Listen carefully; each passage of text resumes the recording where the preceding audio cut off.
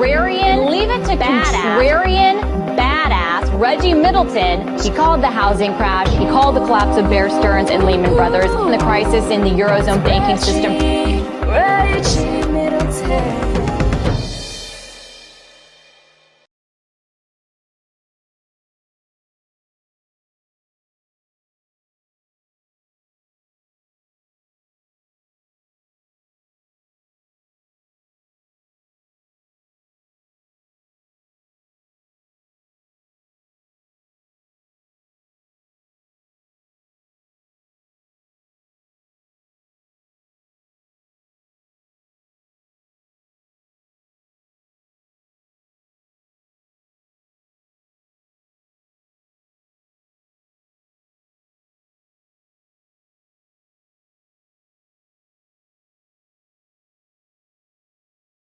Here I am in the Mecca of New York, the birthplace of much African-American culture.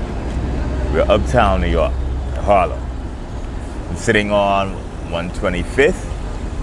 We have the storied Red Rooster behind us. And I'm here because I want to tell a story of real estate. Real estate growth, development, gentrification, bubbles, and pops. You see, real estate is on a tear, and even though we had the biggest bubble and the worst pop since we've had arguably since the Great Depression, or worse than the Great Depression, we're right back here again, less than 10 years later. Now, how the hell did this happen? Well, the central planning of the economy. The central bankers attempted to save the banks by dropping interest rates, by repealing and peeling back mark-to-market rules, basically saying there is no need to tell the truth in your accounting statements in regards to how much assets are worth, because it's not realistic to have to sell assets in a rush. Unless, of course, you have to sell assets in a rush, which makes that entire line of reasoning ridiculous.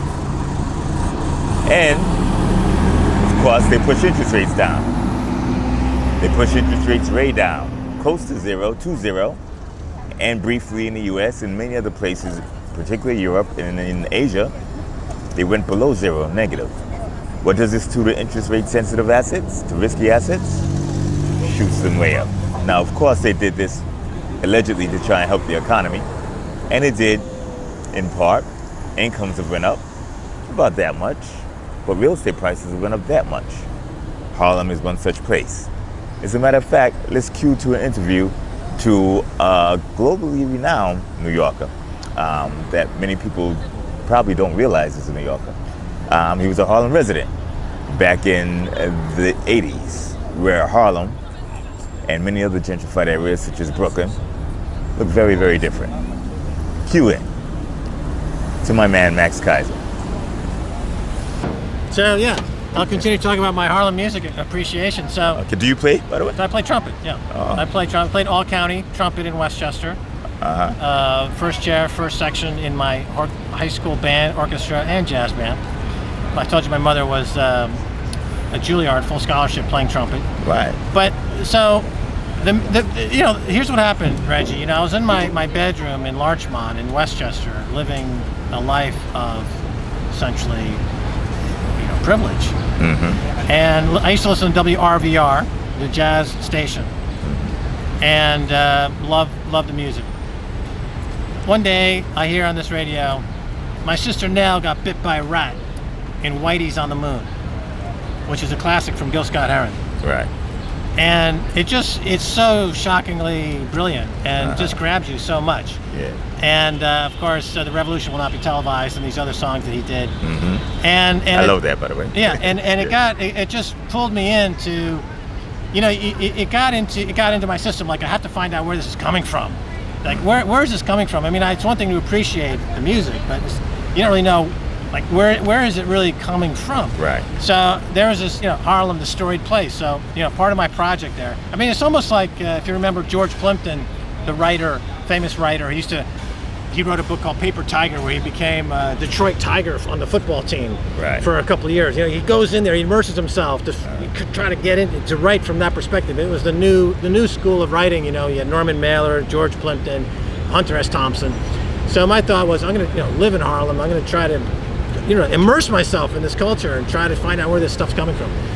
And after 4 years, I think I really found some appreciation. What happened in 82 and 83, however, was the arrival of the Colombians and crack. Right. And the violence just went off the charts. So somebody in my building where I was living, they got this Colombian necktie, where they slit your throat and pull your tongue out. Yeah. And that I said, you know what, I think my research project is done. As you can see, when Max lived uptown, it's very different from uptown that we have here. You see, I was very familiar with Harlem, both during the 80s when Max was discussing it and during now. In the 80s, this was the Harlem of old. Willie Burgers, Dapper Dan, basketball ball at the Polo Grounds. Now we have a new way of doing things.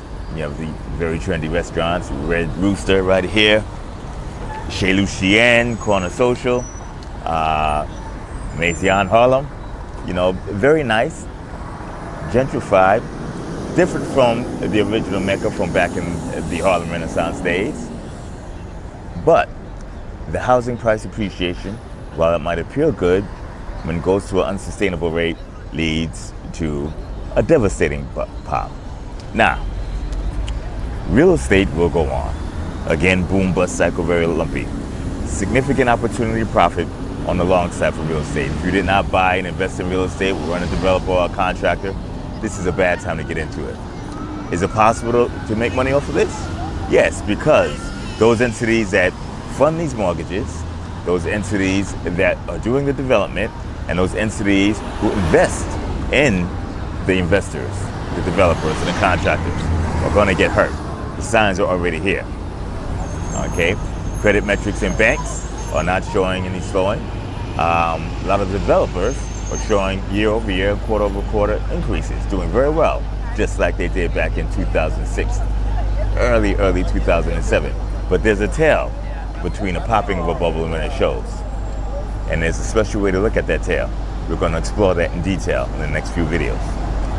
If you're looking for the companies to invest in, if you're looking for the investment strategies that I would use personally, we're doing Armageddon trades, where we're doing out-of-the-money puts that are designed to be obtained relatively cheaply. We'll lose money for a significant amount of time, but if this thesis bears fruit, these markets pop, we're not talking 1, 2, and 3 times return. We're talking returns in multiples and multiples and multiples with zeros, zeros, and zeros. High risk, high reward investing. Anybody interested in that, subscribe to Veritasium. Go to Veritasium.com, go to the knowledge menu, pick one of the higher levels of subscription, and contact me via email, Reggie@Veritasium.com. Let's make money together. Even if you're not interested in speculating on the downside, I can help you hedge your bets and avoid the pop. This is going to happen not just in the U.S., but in the EU as well, on a significantly greater level. You see, the bubble hit the U.S. hard back in 2007, 8, and 9, and the pop. It is now Europe's turn.